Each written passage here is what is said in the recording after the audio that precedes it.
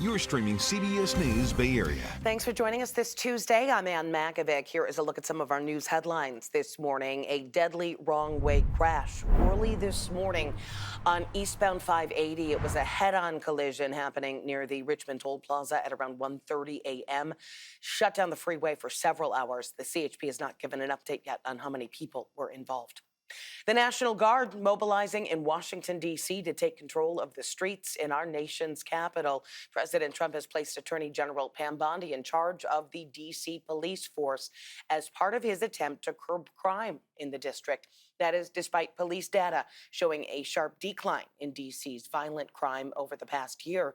The president said he is also looking at other areas, including the Bay Area. New York has a problem. And then you have, of course, Baltimore and Oakland. We don't even mention that anymore. They're so far gone. We're not going to let it happen. We're not going to lose our cities over this.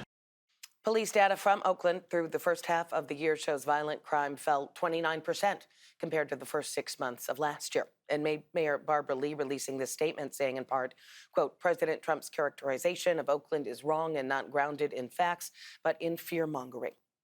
The legal battle over President Trump's deployment of National Guard troops to Los Angeles continues today in a courtroom in San Francisco.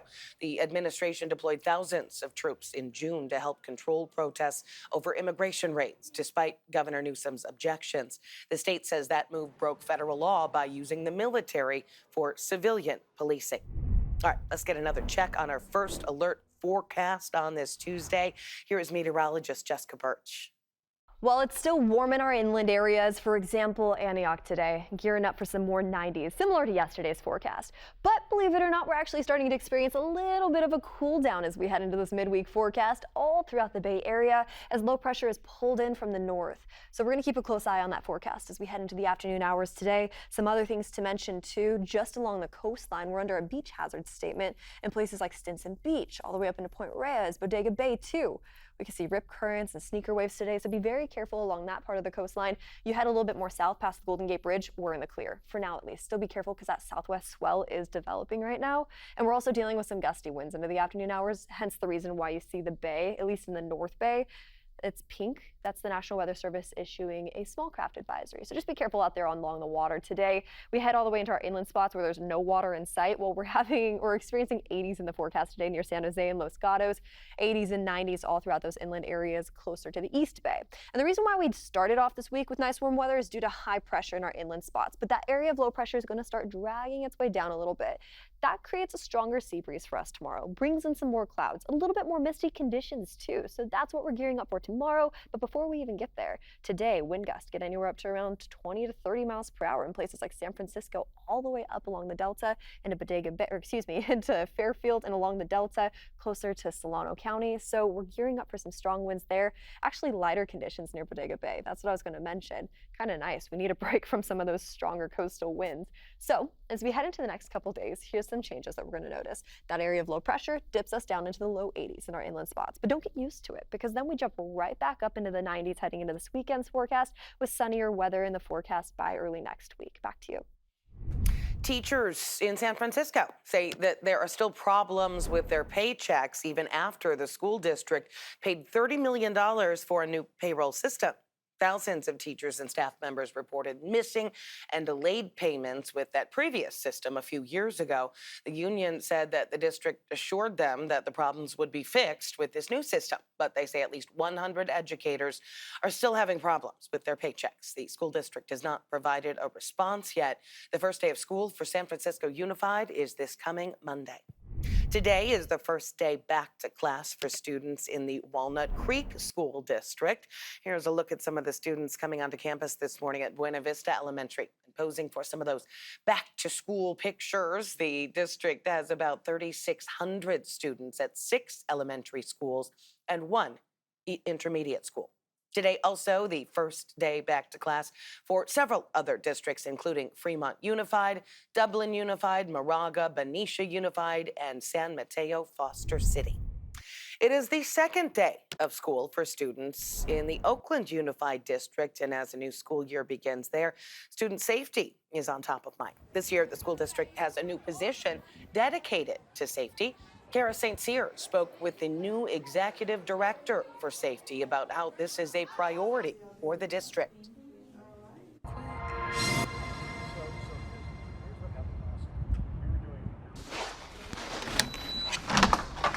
This week is a major milestone for Nelson Alegria. This is day 7. He's stepping in as the first executive director of safety for the Oakland Unified School District. The great thing about this role, and even though there are new things kind of across the district, is that safety has always been a really big priority. A veteran in school safety and emergency preparedness, Alegria will be tasked with managing security staff and assessing safety risks. But if you ask him, social justice is at the center of the job. There is a clear correlation between school-prison pipeline and its effect on race. Alegria's role is an extension of the George Floyd resolution implemented back in 2020. It removed police presence from schools in an attempt to lower arrests and stop violence against Black and brown students. This year, ICE raids are another added layer. We know it's been a top of mind for families last year from the feedback I've gotten from administrators. Alegria says law enforcement isn't allowed on school sites outside of emergencies, but staff is still training for potential interactions with ICE. It is a concern anytime there are law enforcement on campuses. Zach Norris, a parent of 2 daughters at Oakland schools, says he's encouraged by Alegria's position, but still has concerns. What we're seeing in terms of like children being taken from their parents, parents being taken from their children is of a huge concern. And it's of concern in the Black community as well. Alegria says he's working to include community in any actions he takes. Our students have a right to attend school, and we continuously work on keeping our students safe. An ongoing challenge. Alegria says he's up for the job. The Oakland Unified School District also has a new interim superintendent this year, Dr. Denise Sadler. The previous superintendent, Kyla Johnson-Trammell, was fired at the end of last school year without any explanation from the board. Still ahead here on CBS News Bay Area, some new body camera video of a deadly confrontation between officers and a Marine veteran. Now it's raising some questions about a local police department's response. They call for help. They call for help. They didn't call you to kill him. Plus, a real estate empire falling apart after its owner is charged with running a Ponzi scheme. Hear from local investors who've lost almost all of their savings. They said it's the most complex fraud case they've ever seen.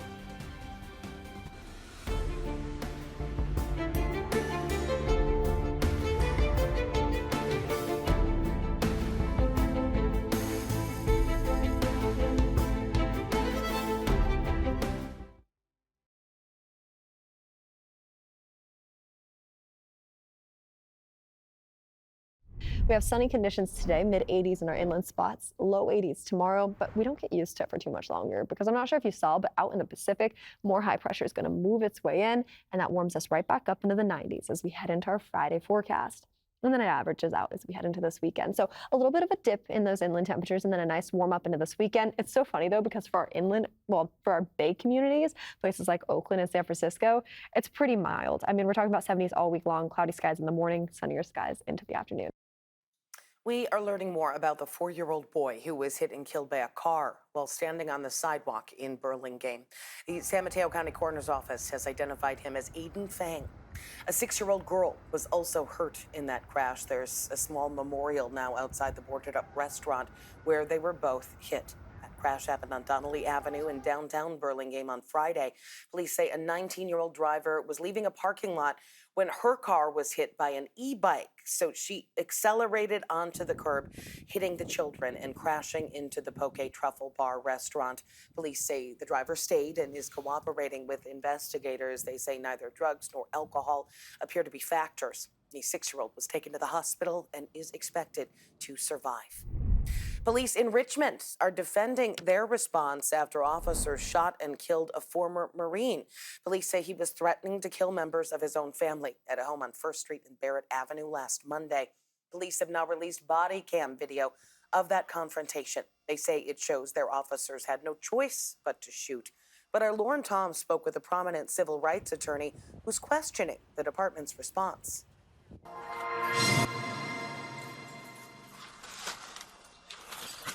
Richmond, please. Richmond, please. Hey, stop. Body cam video shows the moment Richmond police officers fatally shot 27-year-old Angel Montano last Monday. The footage, edited by the department, shows Montano is armed with 2 knives, 1 in each hand. An escalation. Richmond Police Chief Bisa French says officers had to defuse immediately. Dispatch relayed to the officers on scene that the armed man had picked up a second knife. The officers on scene could hear the disturbance escalating from inside of the residence. At that point, fearing the lives of the people inside were in immediate danger, officers decided to intervene without further delay. Dispatchers received a call from Montano's brother minutes earlier saying his brother, a Marine veteran and father, was experiencing a mental health crisis and threatening to kill family members inside. Attorney John Burris is representing the family and questions why more non-lethal options weren't taken at the time. It's not enough to say I shot him because he was standing there with 2 knives. The question is, should you have shot him because he was standing there? And did you have any options available to you, reasonable, that were there, that would not necessitate using deadly force? The officer wearing the body cam in the footage released is Nicholas Remick. He was previously placed on administrative leave after he was involved in a separate fatal shooting of a 51-year-old man in February. Remick was also accused of excessive force against a man who was filming a police chase last year. The department says Remick was cleared to resume duty by the chief after the first police shooting, but Burris says he's displayed a pattern that should keep him off community streets. I think it's disturbing, and particularly in a very short period of time. That means to me that this officer can be out of control, and that's up to the department to monitor his conduct in ways that keep him away from the general population. Escuché por ahí unos 4 o 5 de seguidos.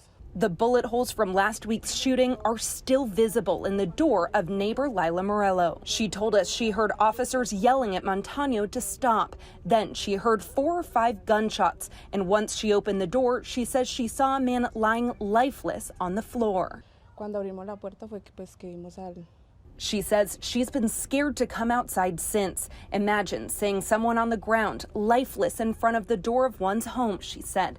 Richmond police say their officers are trained to de-escalate, but not all officers are equipped with less lethal options like beanbags and sponge pellets. This isn't the outcome that we want, right? We would much rather have a peaceful outcome with nobody being hurt. But Burris is now pushing for answers for the family and for the community. They call for help. They call for help. They didn't call you to kill him. Well, the 2 officers who fired their weapons are on administrative leave. The Contra Costa County DA's office is helping the Richmond police with the investigation. City of San Jose cracking down on smoke shops accused of selling nitrous oxide, also known as laughing gas. Police targeted 4 locations: Grizzly's Smoke Shop on West San Carlos Street, TJ's Smoke Shop on South White Road, and East Side Smoke Shop on Alum Rock Avenue, as well as McKee Smoke Shop on McKee Road. The undercover officers say they found sales of illegal drugs last week, and they later executed search warrants, collecting more than 400 cylinders of laughing gas, 40 pounds of psychedelic mushrooms, and 74 pounds of weed products. A gun was also recovered. Mayor Matt Mahan says nitrous oxide is becoming a growing concern amongst parents.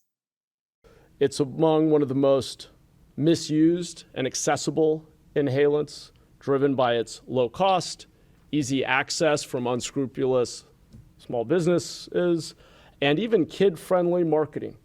One flavor is literally called pink bubblegum. Mahan cited a recent survey that found about 1 in 20 8th graders have tried the drug or something similar to it.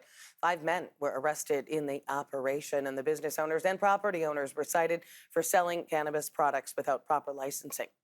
City of San Jose also rolling out a new plan to try to clear its largest homeless encampment. That is going to start next week.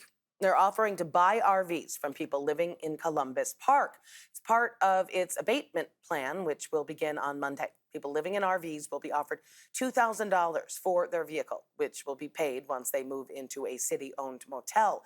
But some RV dwellers tell us they don't trust the city. They say that there have been broken promises and a lack of consideration for the worth of what they now call home. I just paid $1,000 for my air conditioner, and now they want to just give me $2,000 for my trailer. I don't think that's fair. Why would they offer me the same amount of money to a person that has a trailer that's non-functional? Mayor Mahan says that the city does not have enough shelter beds for every person living on the street, but that the goal for the city is to have safe, managed alternatives for everyone living in encampments. A man is suspected of running a real estate Ponzi scheme in the North Bay. Now the properties he allegedly bought with other people's money are going on the bankruptcy auction block. Don Ramos reports on how the alleged scheme has left a hole in downtown Sonoma. In about 2021, people began noticing that a real estate investment company was buying all kinds of properties in the town of Sonoma, often leaving them vacant. Now we know that company was a house of cards, and now that it's collapsed and the bankruptcy sales have begun, it's leaving both the city and the investors wondering what the future holds for them.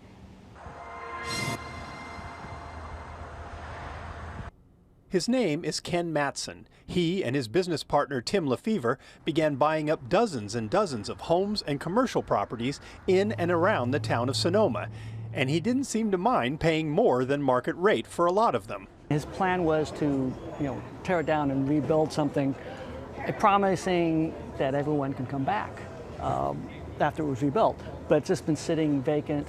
David Eicher and Lisa Storment smelled a rat and started a group called Wake Up Sonoma to investigate the matter. So he's buying property over value, and then he's like, how can he be making money off of these things if he's paying so much for them? It turns out he wasn't. His investors, many who were elderly and recruited through churches, were sending Lefevre Matson money that they will never get back. When the company collapsed, Maria Crane lost virtually everything she and her husband had saved for their retirement. We got statements saying our increase, and he was making up that money, that information, but we thought we were safe for getting statements. They were our financial advisors, and we thought we were planning well, and now we are scrambling to make ends meet. Now she's gone back to teaching, and her husband, at age 70, will have to keep working as well. The town has also paid a price. Many of the properties sit empty, their fates tied up in the courts.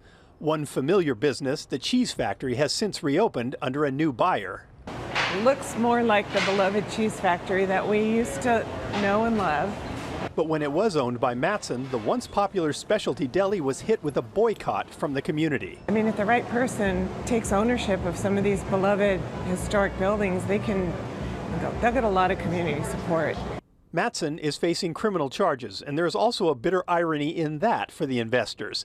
Because he too is a co-owner of some of the properties, he stands to get a portion of whatever is generated through the bankruptcy property sales. Whatever Ken uses for his own legal defense comes out of whatever pot is left that could go back to investors and creditors. So of course we're like, we don't want to pay for the defense of the man that has committed a crime against us and stolen our livelihood. So far, 6 Lefevre Matson properties have now been sold out of bankruptcy, with dozens more to follow. And just as their initial purchases artificially raised the price of real estate in town, now their deflated sales price are likely to bring down the value of their neighbors' homes.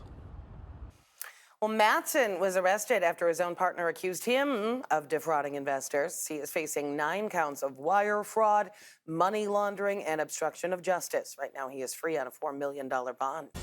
Still ahead here on CBS News Bay Area. A rare disease took most of her eyesight, but she still has a vision of reaching new heights. The inspiring story about a blind hiker who is training to climb the tallest mountain in Africa.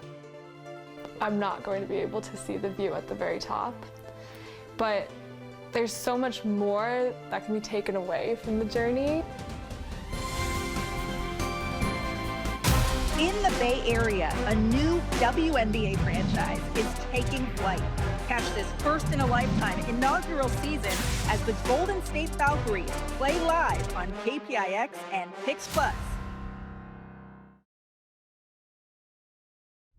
Now, high pressure has been the reason why we kicked off this week nice and warm. It was off into our inland areas, but now it's moving off just a little further away. Low pressure is dipping its way in. That brings in a change of temperatures. We're going to see cooler weather by tomorrow. We're also going to notice some cloudier skies by tomorrow in our inland spots and some breezier conditions at the surface level. I'm advancing the clock all the way into this afternoon. Places like Fairfield and Napa already up to around 20-mile-per-hour wind gusts just by 1 o'clock. We advanced the clock even further, closer to dinner time, as many of us are wrapping up school or work. And now the winds are even stronger, 20 to 30-mile-per-hour winds in places like San Francisco, throughout the Delta, up into Solano County. I think that's important to note, especially for our inland areas where it's a little bit warmer and relative humidity is just a smidge lower too. Now into those inland spots we go. Places like Solano County, we're all going to dip down into the low 80s by tomorrow. But that area of low pressure, it's not long lived. Actually, we're going to start warming up on the back end of this week, 90s around the corner by Friday, and then we average out into the 80s heading into this weekend. Back to you. Well, rare disease took most of her vision, but that is not stopping her from living her dreams. Christy Colton is from Mountain View, and she is preparing to take on a once-in-a-lifetime challenge to climb the tallest mountain in Africa. Mount Kilimanjaro stands at more than 19,000 feet. The trek itself can take around a week, not to mention the training, which can take around 6 months. Max Darrow introduces us to the woman who is taking on the challenge to reach new heights. It is the highest mountain in Africa and the highest freestanding mountain above sea level in the world. 5 minutes of research into climbing Mount Kilimanjaro. The prominence of Kilimanjaro poses a serious risk of altitude sickness. Easily could be enough for someone to say no thanks. Don't like that. But the reward at the top will be worth it to Christy Colton, even though it may look a bit different. You know, a lot of people think that when you hike a mountain, you do it so that you can get the view at the summit. And obviously for someone like me, when we hike up Mount Kilimanjaro, I'm not going to be able to see the view at the very top. But there's so much more that can be taken away from the journey. Christy is blind because of a condition that she's lived with since she was 9 called Stargardt's. It's a form of macular degeneration that affects central vision. I can see it because it's within my peripheral vision. But then as it comes in towards the center, my finger essentially disappears. But that's not enough to stop Christy from reaching new heights. In the fall, she'll be part of a history-making expedition where 11 blind hikers with guides will summit Mount Kilimanjaro. I realized that I couldn't turn this opportunity down. It's so once in a lifetime. But in order to get there, she has to train a lot. From going on hikes, we're taking baby steps, to intense workouts designed to build strength and stamina.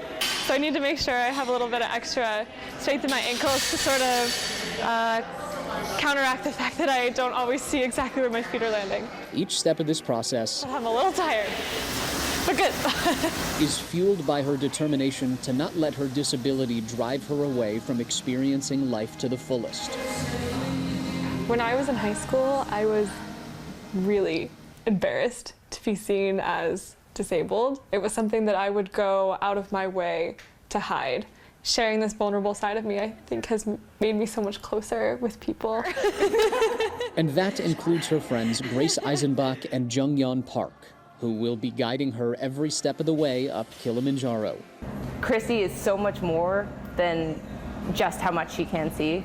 I think she's funny and she's spunky and she's a dreamer, and she inspires everyone else around her to dream really big about themselves. What was once Christy's soft spot has become a source of strength. There is so much opportunity out there. And if anything, a lack of vision has only illuminated more beauty for her to appreciate in the adventure of life. I might not experience the world in the same way, but there are so many things that I still love to do and enjoy doing because vision is not the point. There's so many other things to love about the things that we do. A reminder that rings true from an ordinary day in Mountain View to the peak of Mount Kilimanjaro. Such a wonderful perspective she has. Mount Kilimanjaro is referred to as one of the 7 summits, representing the highest mountains on each of the 7 continents. Coming up in the next half hour here on CBS News Bay Area. It's totally scary. It's very scary. Neighbors say this is proof that the Great Highway closure has made things more dangerous, but is the transformation really to blame?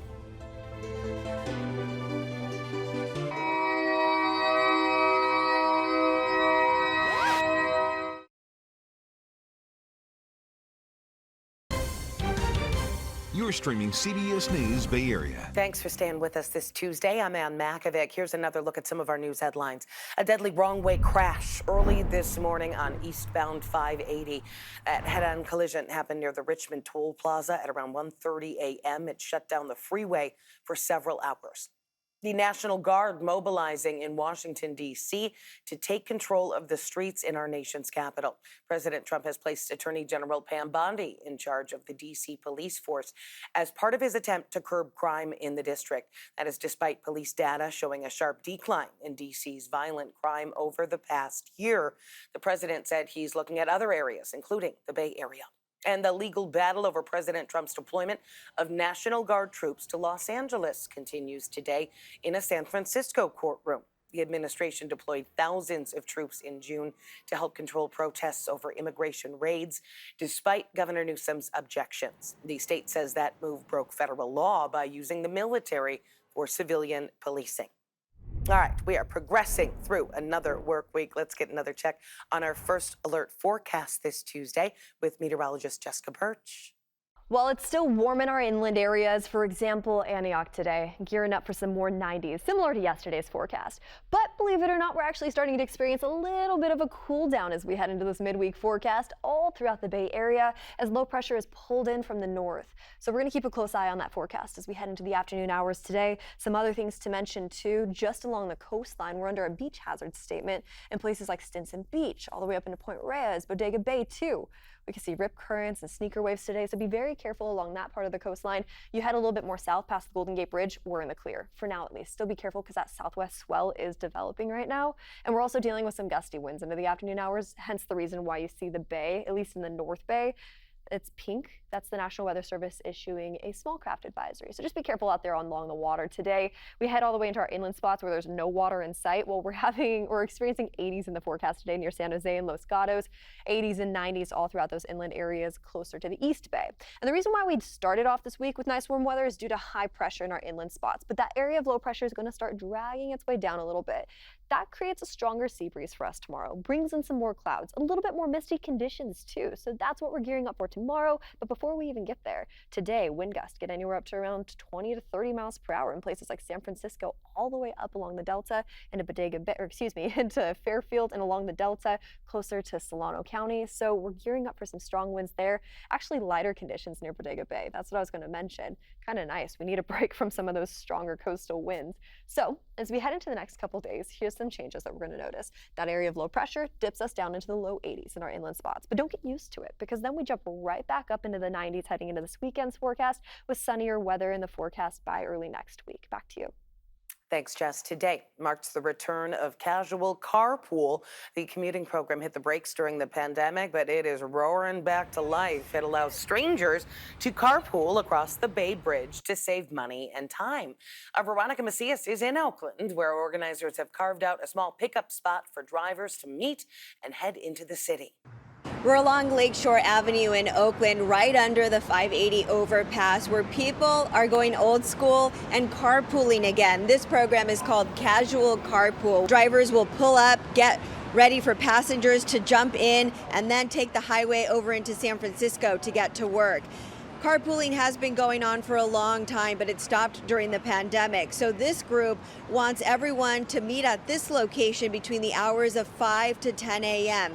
There was a mix of reasons why people are returning to carpooling this fall. Many companies are telling their workers they have to return to the office. A big reason to join for many of them is losing the privilege to the HOV for the single EV drivers. It's more than likely California's Clean Air Vehicle program will not get extended because it needs the approval from Congress and the president's signature. So people are taking it back to carpooling. Here in Oakland, it's all about community. It's a really wonderful way to show that I have faith in my community, that I believe that we can be resilient together and that we can help each other make ends meet.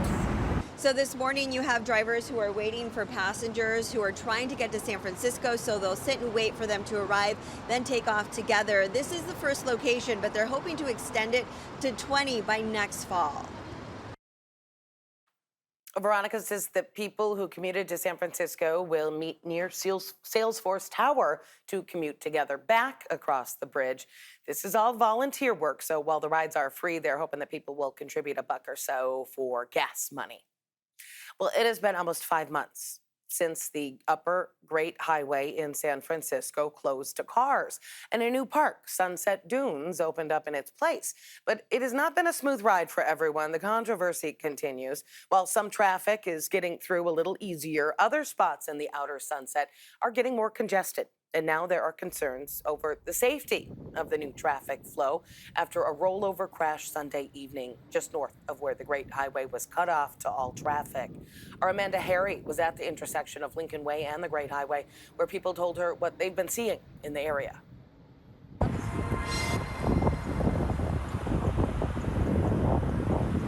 It's totally scary. It's very scary. Citizen video caught the aftermath of an early evening crash Sunday. A black SUV rolled on its side in the traffic lanes of the Great Highway, just feet from the area that was closed off to cars back in March. Patrick Doherty has lived in the area for 15 years and says he's concerned. I know they just installed the lights down here. But I can see how it could happen. San Francisco police say both drivers involved in the crash had minor injuries, but will be okay. Doherty believes when more people are on the roads, like during work days and big events like Outside Lands, which was happening at the time of the crash, it's more dangerous. I think it's a bad idea to close the Great Highway, especially during rush hour. But Trish Gump, a lifelong San Franciscan, believes it has more to do with the drivers than the roads. Unfortunately, I think a lot of people are just driving too fast in the city, so I attribute it to speed more than anything. She lives near the new Oceanside Park, now called Sunset Dunes, and is grateful for the extra outdoor space. I love it. I use it just about every day. Lucas Lux, president of Friends of Sunset Dunes, an organization that advocates for the park, says that intersection has been a problem for a long time. This intersection has somewhat of a history of crashes well before the introduction of Sunset Dunes. In 2017, a SFPD vehicle rolled over into the exact same spot. In 21 or 22, there was another rollover crash on the Great Highway. Last month, the San Francisco Municipal Transportation Agency released its first data on the new traffic flow. It shows calming. About 30% fewer people are using the Great Highway between Fulton Street and Lincoln Way. What we know from the data is that drivers have switched to the next closest arterial, Sunset Boulevard. That is what the city modeled and expected, and what we all wanted to see was drivers switching to an arterial rather than going through neighborhood streets and impacting safety there. But Doherty says he sees a big impact on the side streets once people are forced to turn onto Lincoln after running into the park closure. And he can only think of one solution. I've thought about scenarios and how to make it better, but I think the best way is just to open the Great Highway again. So Prop K opening up the highway was approved by 55% of voters citywide in November. One of the biggest supporters of closing the Upper Great Highway to cars was District 4 Supervisor Joel Engardio, and he's faced some serious backlash since that closure. San Francisco election officials certified a recall petition against him back in May. People in District 4 collected signatures after they say they were betrayed by Engardio. One woman who led the efforts to gather recall signatures said she didn't feel as if he was listening to his constituents. Engardio said on X that he is confident Sunset voters will reject the recall. The special election is set for September 16th. Up next here on CBS News Bay Area, that mysterious violet egg at Thrive City has finally hatched. We'll introduce you to the chick that was inside. In the Bay Area, a new WNBA franchise is taking flight. Catch this first-in-a-lifetime inaugural season as the Golden State Valkyries play live on KPIX and Pix Plus. We have sunny conditions today, mid-80s in our inland spots, low 80s tomorrow, but we don't get used to it for too much longer because I'm not sure if you saw, but out in the Pacific, more high pressure is going to move its way in, and that warms us right back up into the 90s as we head into our Friday forecast.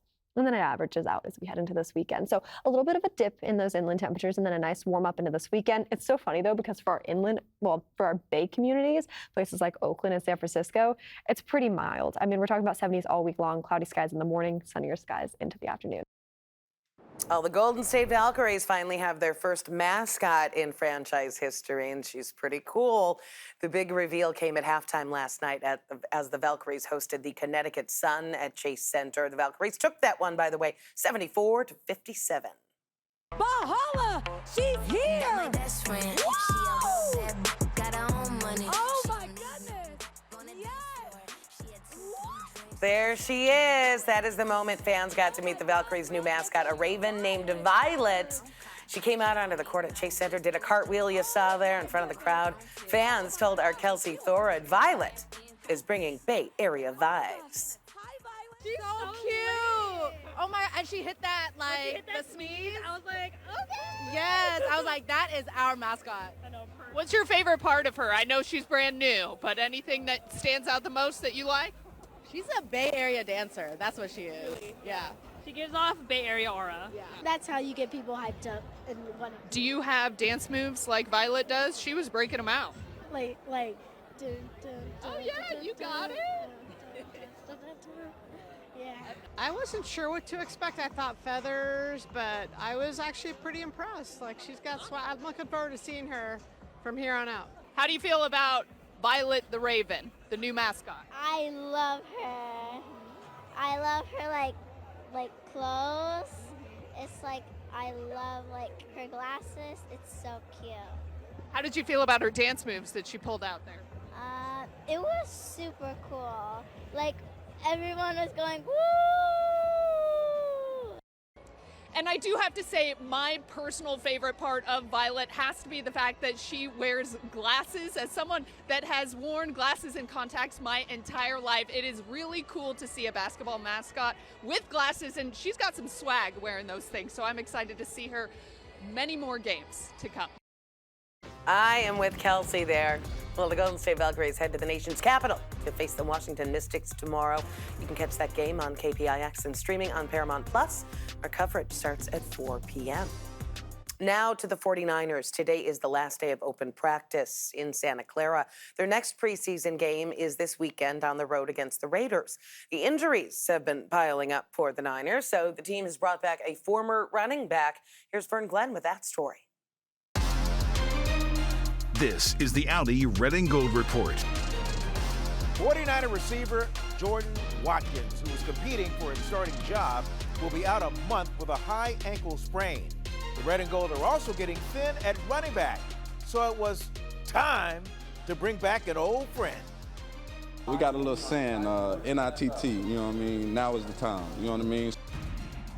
Now is the time to bring back Jeff Wilson Jr., who spent the first 4.5 years of his career with San Francisco, rushing for over 1,700 yards before being traded to Miami in 2022. As for the saying, NITT, it came from Wilson's dad. Let's just say, I really liked it. NITT. Yes, now is the time. Yes, That's good stuff. No, for real. He came up with a good one, man. I told him I have to make him a shirt or something. You know what I mean? I like that. You know, if I throw that on my wife, she'll go, yeah, NITT with the trash. Yeah. Yeah, I need to go to the laundry. I got some shoes. Yeah, I got the shoes I gotta go pick up. NITT, Jack. No, I'm just saying. You gotta be careful with that one. With the Red and Gold Report, I'm Vern Glenn.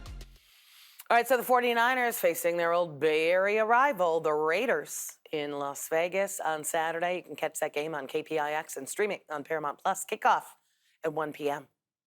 Coming up here on CBS News Bay Area, we are going to meet the local author and activist working to preserve the history of the Bay Area's transgender community. How the creation of the world's first transgender district can be traced to the 1800s. Finding people in old-timey photos made me feel a little bit more seen and present today.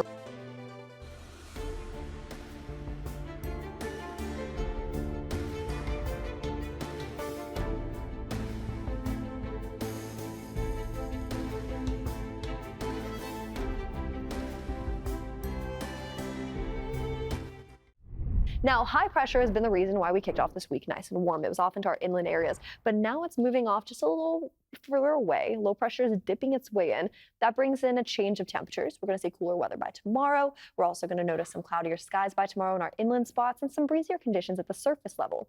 I'm advancing the clock all the way into this afternoon. Places like Fairfield and Napa already up to around 20-mile-per-hour wind gusts just by 1 o'clock. We advance the clock even further, closer to dinner time, as many of us are wrapping up school or work. And now the winds are even stronger, 20 to 30-mile-per-hour winds in places like San Francisco, throughout the Delta, up into Solano County. I think that's important to note, especially for our inland areas where it's a little bit warmer and relative humidity is just a smidge lower too.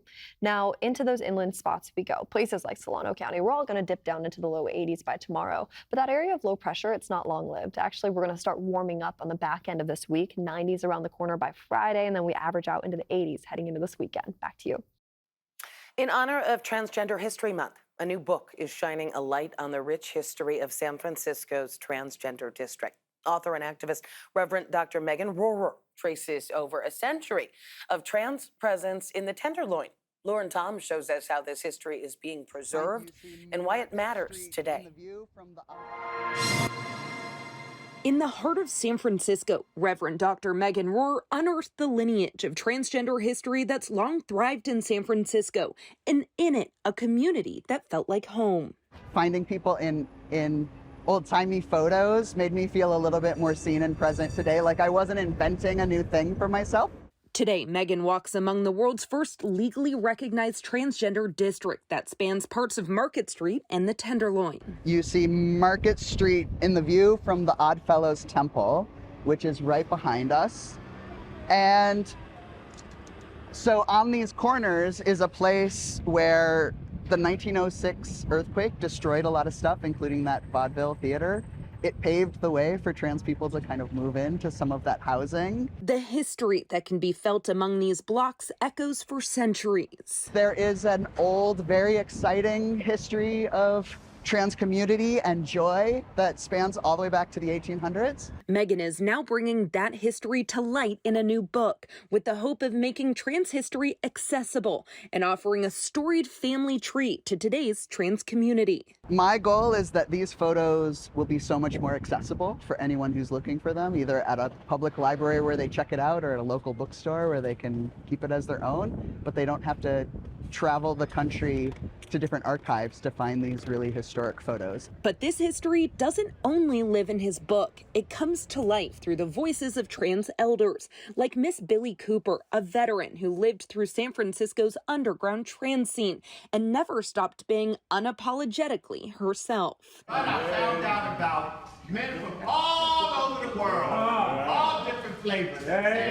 Okay. And I was there. I had a smorgasbord. It was the first bar I went into.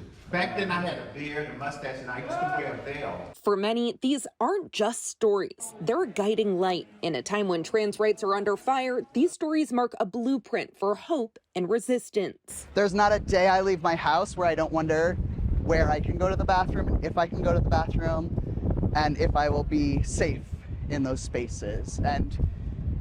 And I wish it was a safer world. And so sharing stories amongst other trans people has been the way to try to stay as safe as possible. He's hopeful the stories, the lessons in this book and in these streets won't just preserve history, but ensure the next generation won't have to search so far to find themselves. Well, the book is available for pre-order and celebrates the lives, struggles, and resilience of the trans community, past and present.